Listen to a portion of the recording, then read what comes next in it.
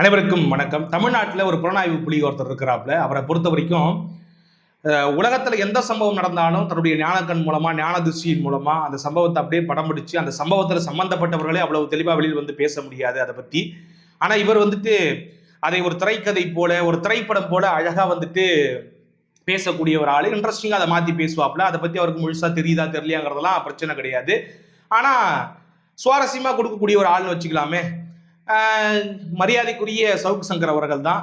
அதன் மூலமா அவருக்கு வந்துட்டு பாத்தீங்கன்னாக்கா பல்வேறு வகைகள்ல பல ஆதாயங்கள் கிடைக்குது அப்படிங்கிறத ஒரு புறம் வச்சுக்கிட்டாலும் கூட ஒரு நல்ல ஒரு என்டர்டைனர், அதுல மாற்று கருத்தே கிடையாது. அதனால நானுமே அப்பப்ப அவருடைய வீடியோஸ் எல்லாம் பார்ப்பேன்.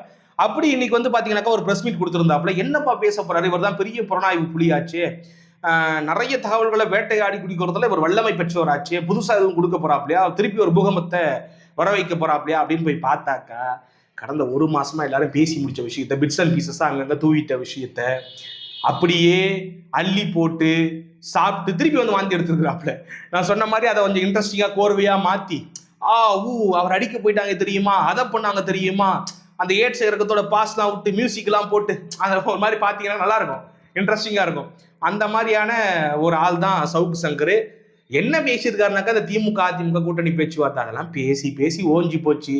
அதுல வந்துட்டு அந்த அலிகேஷன்ஸ்ல உண்மை இருக்கு, அதுல வந்துட்டு ஏதோ ஒரு கிரவுண்ட்ஸ் இருக்கு அப்படிங்கிறதெல்லாம் வச்சுப்போம், விட்டுருங்க. ஆனா இந்த குற்றச்சாட்டை வைக்கக்கூடிய ஆள் யாரு? சவுக்கு சங்கர். சவுக்கு சங்கர் யாரு? நேத்து ஒண்ணு பேசுவாப்புல, இன்னைக்கு ஒண்ணு பேசுவாப்புல. ஒரு மாசத்துக்கு முன்னாடி எடப்பாடி தண்ணி கரட்ட தலைவர், சிறந்த தலைவர். இன்னைக்கு 72 வயசுல இவரெல்லாம் என்னங்க கட்சி நடத்த முடியும்? கட்சியை விட்டு போக சொல்லுங்க. யாருடைய வாய்ஸ் நீங்க? எப்படிப்பட்ட ஆளு? இதுல தனக்கு தெரியாமலேயே சில விஷயங்கள்லாம் ஒத்துக்கிறது.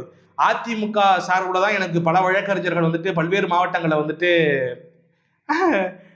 ஆஜரானாங்க அப்படின்னு சொல்றாரு. இதுல இருந்து என்ன நம்ம புரிஞ்சுக்கணும்னாக்கா, அந்த எம்ஆர்சி நகர் சந்திப்பு, இந்த வழக்கறிஞர்கள் இப்படிலாம் புரிஞ்சுக்கிட்டீங்கன்னாக்கா, வழக்கறிஞர்கள் அணியை வந்துட்டு யார் கையாண்டது? அப்ப பெரும்பாலான இந்த மாதிரியான வழக்குகள்லாம் பார்த்துக்கிட்டது யாரு? சி.வி. சண்முகம். எம்ஆர்சி சந்திப்பு. அப்ப யாருக்கோ ஒருத்தருக்கு விசுவாசமா இருக்கணும், ஏதோ ஒரு ஆதாயத்துக்காக ஏதாவது பேசணும் அப்படிங்கிறதுக்காக அதிமுக மீது அவர் பேசின அந்த விஷயங்கள்லாம் இருக்குல்ல, சில குற்றச்சாட்டுகள்லாம் இருக்குல்ல, எடப்பாடி மீது வச்சதெல்லாம் அது உண்மையா இருக்கட்டும், அதை பத்தி பேசுறதுக்கு உங்களுக்கு என்ன தகுதி இருக்கு அப்படிங்கிற கேள்வி இருக்குல்ல, அதுதான் மிகப்பெரிய கேள்வி. அதிமுக தொண்டர்கள்லாம் கேட்கணுமா? தொண்டர்கள் பார்த்துப்பாங்க. இவர் எந்த அளவுக்கு அதிமுக மீது அக்கறை கொண்டவராக இருந்தா, வெறும் 47 சீட், வெறும் 47 சீட் தான் அதிமுக ஜெயிச்சிருக்காங்க. அதாவது நாங்க 4 சீட்டு, அதிமுக 4 சீட்டு ஜெயிச்சப்ப கூட யாரும் வெறும் 4 சீட்டு சொல்லிருக்க மாட்டாங்க. கற்பூரமா கரையுது, எலும்பு கூட மாறிடுச்சு. இந்த வார்த்தைகள்லாம் எதனுடைய பிரதிபலிப்புனாக்கா, அந்த எம்ஆர்சி நகர் சந்திப்பினுடைய பிரதிபலிப்புன்னு இப்ப ரிலீஸ் ஆகி வெளில வந்திருக்காரு தெரியுமா? அந்த இப்ப ஆளுகிற ஒரு கட்சி தெரியுமா, அந்த கட்சியுடைய முழுமையான நோக்கம் என்னன்னாக்கா, அதிமுகவுடைய அந்த ஸ்பேஸ் அப்படியே விழுங்கி திமுகவுக்கு எதிராக நிக்கணும், திமுக விசஸ் தாவேகா, டிஎம்கே விசஸ் டிவிகே அப்படின்னு நிக்கணும் அப்படிங்கறதான் நோக்கம். அப்ப அந்த வார்த்தைகளை இவர் பேசுறாருனாக்கா, அப்ப நான் சொன்ன பல வகைகள்ல பல ஆதாயம் வரும்ட்டு, பல டைரக்ஷன்ல இருந்து, அப்படி 2-3 டைரக்ஷன்ல இருந்து வந்த ஆதாயத்தின் காரணமா இப்படி ஒரு பேச்சை பேசியிருக்கிறாப்புல. அந்த குற்றச்சாட்டுகள் உண்மையாவே இருக்கட்டுமே, அது ஒரு பெரிய பிரச்சனை இல்லை. அது செயல் வடிவத்துக்கு வந்துச்சுன்னா அது குறித்த விமர்சனங்களை வச்சிருக்கலாம். செயல் வடிவத்துக்கே வரல. இப்ப இந்த கதையெல்லாம் ஊத்தி என்ன முயற்சி? அதாவது எலும்பு கூட போன, கற்பூரமா கரைஞ்சு போன கட்சி குறித்து இவ்வளவு வந்துட்டு கூவ வேண்டிய அவசியம் எங்கிறது அவருக்கு வந்துச்சுன்னு நமக்கு தெரியல. அதாவது இந்த சில ஆட்களுக்கு உழைக்கணும் அப்படின்னு முடிவு செஞ்சுட்டா செருப்பா தேஞ்சி உழைப்பாங்கன்னு சொல்லுவாங்க தெரியுமா, அது போல செருப்பா தேஞ்சி உழைக்கிறதுக்காக தயாராகிட்டாப்ல சவுக்கு சங்கர் சில பேருக்காக. ஆனா அதெல்லாம் எங்களுக்கு பிரச்சனை கிடையாது. ஆனா அதிமுக மீது பார்த்து விமர்சனம் வைக்கணும். இந்த எலும்பு கூட மாறி போச்சு, கற்பூரமா கரையுது அப்படிங்கிறதெல்லாம் தேவையில்லாத ஒன்றுன்னு நினைக்கிறேன். இதுல என்ன ஒரு காமெடினாக்கா, திமுக அதிமுக கூட்டணி பேச்சுவார்த்தை பேசிட்டாங்க, எடப்பாடியார் இவங்க கிட்ட போய் பேசிட்டாப்ல, அவங்க கிட்ட பேசிட்டாப்ல, பாஷ்யம் ஓனர் வந்துட்டு மத்தியஸ்தம் பண்ண வந்தாப்புல, அது இதுன்னு கூவிட்டு திமுக அதிமுக சேர்ந்தா அதிமுக ஆபத்தான். ஆனா தாவேகா கூட போய் அதிமுக சேர்ந்தா எந்த வித ஆபத்தும் கிடையாது. திமுக அதிமுக இத்தனை ஆண்டு காலமாக எதிரெதிர சண்டை போட்டிருக்காங்க, சமர் செஞ்சிருக்காங்க, அதுல மாற்றுக்கிறதே கிடையாது. அவர்கள் 2 பேரும், திராவிட கட்சிகள் 2 பேரும் எதிரெதிர் நின்னதாலதான் இன்னைக்கு தமிழ்நாடு இவ்வளவு பெரிய உயரத்தை அடைஞ்சிருக்குன்றது எல்லாருக்கும் தெரியும். ஆனா பாருங்களேன், திமுக அதிமுக வந்துட்டு அவங்களுடைய இலக்குங்கிறது மாத்தி மாத்தி வீழ்த்திக்கிறதா இருந்தாலும் கூட பல நேரங்களில் சொல்லியிருக்காங்க, எங்க 2 பேருக்கு மத்தியில் தான் போட்டி, திராவிட கட்சிகள் தான் ஆளணும், ஒண்ணு திமுக ஆளணும் இல்ல அதிமுக ஆளணும். யாருமே ஒட்டுமொத்தமா இது வரைக்கும் அதிமுக அழிக்கணும்னு சொன்னதே கிடையாது. ஆனா தாவேக்கால் இருக்கிறவங்க கங்கணம் கட்டிக்கிட்டு எப்படியாவது விலை பேசியாவது எல்லாரையும் வாங்கி அதிமுகவை இல்லாமல் செய்யணும் அப்படிங்கிற நோக்கத்தோட, அதாவது 4 பொறுப்பாளர்களை வாங்குறதாலேயோ இல்ல எம்எல்ஏக்கள் வாங்குறதாலேயோ எம்பிக்களை வாங்குறதாலேயோ அதிமுக இல்லாமல் போறது கிடையாது. இந்த சவுக்கு சங்கர் மாதிரியான ஆட்கள்லாம் வந்துட்டு அதிமுக எலும்பு கூடுன்னு சொன்னா அதிமுக எலும்பு கூட ஆயிடுமா?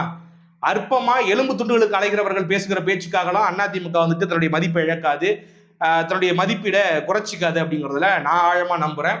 ஆக அப்படிப்பட்ட தாவேக்கா கூட கூட்டணி வச்சு ஆட்சி செய்யலாமா, 10-15 மந்திரி பதவிகளை வாங்கிக்கலாமா? ஆனா அந்த முடிவு தப்பாமா. அந்த முடிவு தப்புனா இதுவும் தப்பா தான் இருக்கணும். என்ன கேட்டா தாவேக்கா கூட சேர்றது தான் பெரிய தப்பு. செகண்ட் சபார்டினேட்டா அங்க போயிட்டு ஒட்டுமொத்தமா கட்சியை காவு கொடுத்து அந்த கட்சியோட கரைக்கிறதுக்கான வேலையை ஒரு கூட்டம் சுயலாபத்திற்காக, அமைச்சர் பதவிக்காக, பணத்துக்காக பண்ணுது. அந்த கூட்டத்தினுடைய அடிவருடியா இருக்கக்கூடிய சவுக்கு சங்கர் வந்துட்டு எப்படியாவது இதெல்லாம் வந்துட்டு ஒரு பிரபகண்டாவா மாத்தணும், எடப்பாடியார் மீது இருக்கக்கூடிய நன்மதிப்பை கெடுக்கணும் அப்படின்னு இதுல வேற கட்சி மேல அக்கறையாம், இளைஞர்கள்கிட்ட கட்சியை கொடுக்கணுமா, அந்த வேலையெல்லாம் நாங்க பாத்துக்கிறோம். எஜிடேட் ஆகி கட்சியில் இருக்கக்கூடிய, அதாவது நான் கூட கிடையாது அந்த கட்சியில, எனக்கே சம்பந்தம் கிடையாது, நாங்க பாத்துக்கிறோம்னாக்கா ஐ மீன் ஏடிஎம்கே இருக்கக்கூடிய கேடர்ஸ் பார்த்துப்பாங்க, பொதுக்குழு உறுப்பினர்கள் பார்த்துப்பாங்க, அவங்க பாத்துக்கிறாங்க. அதுல ஒரு சில விஷயத்த சொன்னாப்ல, அதாவது ஒருத்தர் வந்து எழுச்சி அடிக்க போயிட்டாப்ல, இந்த மாதிரி வந்துட்டு தாவேக்கா கூடிய வேணான்னு சொல்றீங்க, திருமாவளவனையும் நீங்க வந்துட்டு முதலமைச்சர் ஆக விட மாட்டீங்க, அப்புறம் உங்களுக்கு என்னதான் வேணும் அப்படிங்கிற மாதிரி சொல்லி எஜிடேட் ஆகி போயிட்டு வேகமா அடிக்கலாம் ஓடிட்டாப்லையா. இதெல்லாம் உங்களுக்கு எப்படி தெரியும்? யார் சொன்னது? யார் என்ன சொன்னா நம்பிடுவீங்களா? ஆக உங்களுடைய முதலாளி என்ன சொன்னாரோ அதை வந்து நீங்க பேசிக்கிட்டு இருக்கீங்க. அது ஒரு பக்கம், அதெல்லாம் விட்டுருவோம், அதெல்லாம் ஒரு கேலி கூத்து. உண்மையிலேயே அப்படி ஒரு சம்பவம் நடந்தா எதுக்கு நடந்திருக்குனாக்கா, ஐயோ வர அமைச்சர் பதவியை கெடுக்க பாக்குறியே, அதிகாரத்தை எங்களை உட்கார விடாம பாக்குறியேன்னு கோவப்பட்டு உண்மையிலே அது நடந்திருக்கலாம். ஆக அந்த அலிகேஷன்ஸ் தான் விட்டுருவான். அதுக்கு மறுப்பு தெரிவிச்சு அது சம்மந்தப்பட்ட தலைவர்கள் எல்லாம் ஆயிரம் கருத்துக்கள் மாறி மாறி சொல்லிக்கிட்டு இருக்காங்க. இந்த புலனாய்வு இப்படி இன்னைக்கு ஒன்று பேசும், நாளைக்கு ஒன்று பேசும், அது விட்டுருங்களேன். அது ஒரு இன்ட்ரெஸ்டிங்கான கதை ஜோடிப்பு மானஸ்தர் அவர், அவ்வளவுதான். மற்றபடி வந்துட்டு பெருசாலாம் அவரை கண்டுக்க வேண்டிய அவசியம் கிடையாது. ஆக இதுதான் சூழல். தொடர்ச்சியா வன்மத்தை கக்கிட்டோம். அது வேற 3 மாசத்துல கவிழ்ந்துரும், 6 மாசத்துல கவிழ்ந்துரும் சொல்லிட்டு சொல்றாங்க 2 திராவிட கட்சி தலைவர்களும். ஒட்டுமொத்தமா 2 திராவிட கட்சிகளையும் மக்கள் வந்துட்டு புறக்கணிச்சுட்டாங்களாம். இப்போ வந்து தாவேக்கா பின்னாடி தான் எல்லாரும் நிக்கிறாங்களாம். எவ்வளவு பேர் நிக்கிறாங்க மொத்தம்? எனக்கு ஒன்றும் புரியலையே. 3 கோடி பேர் 2 திராவிட கட்சிகளுக்கு வாக்களிச்சிருக்காங்க. 1,72,00,000 பேர் தான் தாவேக்காக்கு வாக்களிச்சிருக்காங்க. ஆக ஒரு புதிய சக்தி 2 பேரும் வேணாம், ஒரு மாற்றம் வேணும் அப்படிங்கிறத நிறைய இடத்துல ஃபீல் பண்ணிருக்காங்க. குறிப்பா நகர பகுதிகளில் ஃபீல் பண்ணிருக்காங்க. அதனுடைய வெளிப்பாடு தான் கேடிசிசியில 32 தொகுதியில் வென்றிருக்காங்க. கோயம்புத்தூர் மாதிரி இடங்கள்ல 6, மதுரை மாதிரி இடங்கள்ல 6, 7 வெற்றி பெற்றிருக்காங்க. அதெல்லாம் நம்ம புரிஞ்சுக்கணும். இது நம்ம ஒட்டுமொத்த தமிழ்நாடே இப்போ வந்துட்டு எஜுகேட் ஆகி 2 திராவிட கட்சியிலே காணாம போய் 200 தொகுதிகள் மேல ஜெயிச்ச மாதிரி மெஜாரிட்டியே வாங்கல. இன்னைக்கு தாவேக்காவை கூவுறதுக்கான ஒரு விஷயத்துக்கு தயாரானதுக்கு அப்புறம் என்ன வேணா பேசலாம், வெறும் 47 பேசலாம், ஆனா நேத்து ஒரு மாதிரி நம்ம பேசுவோம், அது பிரச்சனை கிடையாது. ஆக இந்த விஷயத்தெல்லாம் பேசுறதை விட்டுட்டு ஒட்டுமொத்தமா தமிழ்நாடே அவர் பக்கம் தான் இருக்குது, அவர் சொல்ற மாதிரி, அதாவது விஜய் அவர்களே சொல்றாரு, தமிழ்நாட்டுடைய ஒட்டுமொத்த மக்களுடைய பிரதிநிதியே நான் தான் அப்படிங்கிற மாதிரி அவர் ஒரு பக்கம் காமெடி பண்றாருல்ல, அந்த காமெடியுடைய நீட்சி தான் இந்த காமெடி. ஆக திராவிட கட்சியினுடைய கதையே முடிஞ்சிச்சான், காலமே முடிஞ்சிடுச்சான் அப்படின்ற மாதிரிலாம் பேசுறாப்புல. அதை காலம் தீர்மானிக்கிட்டோம். இன்னைக்கு வந்துட்டு அவங்களுடைய ரெப்ரசன்டேட்டிவ் சட்டமன்றத்தில் உட்காந்துக்கிட்டு இருக்காங்க. திராவிட கட்சிகளுடைய ரெப்ரசன்டேட்டிவ்ஸே இல்லாத சட்டமன்றம் ஒரு நாள் உருவாகும் தெரியுமா? அன்னைக்கு அதை பத்தி டீல் பண்ணிக்கலாம். நம்ம இனி தேர்தல் வரதான் பொழுது, இந்த ஆட்சியும் நடக்கதான் போகுது. இந்த ஆட்சியின் மீது வர குறை சொல்றாங்களாம், எல்லாரும் குறை சொல்றாங்களாம். அவங்களுக்கு பயிற்சி டைம் எடுக்குமா? உனக்கு ஒரு நோக்கம் இருக்குன்னா நீ ஏதாவது பேசியா, அதை விட்டுட்டு இங்க மக்கள் எல்லாம் பாதிக்கப்படுறாங்க, கரண்ட் இல்லை, விவசாயிகள் கடன்ற பேர்ல ஒரு பெரிய அம்பக்கு நடத்திருக்கிறாங்க, மும்மொழி கொள்கை பிரச்சனை வருது, மேகதாட்டு பிரச்சனை வருது, எல்லாம் பதறி போய் கிடக்குறாங்க. எல்லாரும் தங்களுடைய எதிர்கருத்துக்களை தெரிவிக்கத்தான் செய்வாங்க, அழுத்தம் கொடுத்துதான் செய்வாங்க. ஆளுங்கட்சியா இருக்கிறது தாவேக்கா. எந்த விஷயத்துக்கு பொறுமை காக்க முடியுமோ அந்த விஷயத்தான் தான் பொறுமை காக்க முடியும். எதுவுமே தெரியாம நீ வந்துட்டு கம்பு சுத்திக்கிட்டு இருக்கிற, என்ன உனக்கு பிரச்சனைனே தெரியல. எடப்பாடியார் அவர்கள் சொன்னதான் அந்த நேரத்தில் நீங்க 6 மாசம் கிராஸ் கோர்ஸ் அந்த கட்சி படிச்சு வரதுக்குள்ள தமிழ்நாடே காணாம போயிடும், நாளே போயிடுச்சு நான் தெரியுமா, அந்த நிலைமை தான். ஆக நான் என்ன சொல்றேன்னா, கடைசியா அதிமுக தன்னுடைய வேலையை செய்யும், திமுக தன்னுடைய வேலை செய்யும். உண்மையிலேயே அதிமுக புதிய பரிணாமத்துக்கு தயாராகுதுனாக்கா அது தன்னைத்தானே செஞ்சுக்கும், மறுசுழற்சி செஞ்சுக்கும், தலைவர்களை புதுசா தேர்ந்தெடுத்துக்கும், அதெல்லாம் பிரச்சனை கிடையாது. அக்கறை இருக்கிற மாதிரி போலி வேடம் விட்டுக்கொண்டு ஒரு அதிமுகங்கிற ஒரு கட்சியை எலும்பு கொடுன்னு சொல்றது, 1,35,00,000 வாக்குகள் வாங்கின ஒரு கட்சியை எலும்பு கொடுன்னு சொல்ற, கற்பூரமா கரையுதுன்னு சொல்லக்கூடிய ஒரு ஆளு எந்த அளவுக்கு ஒரு நேர்மையானவராக இருக்க முடியும்? அப்பட்டமா யாரோ சிலருடைய அடிவரடியா இருந்து இந்த பேச்சுகளை பேசிக்கிட்டு மக்கள் முன்னாடி ஒரு உருவாக்கத்தை, ஒரு கருத்துருவாக்கத்தை செய்வதற்கான ஒரு முயற்சி எடுத்துக்கிட்டு இருக்கீங்க அப்படிங்கிறது அதிமுக தொண்டர்களுக்கு தெரியும்.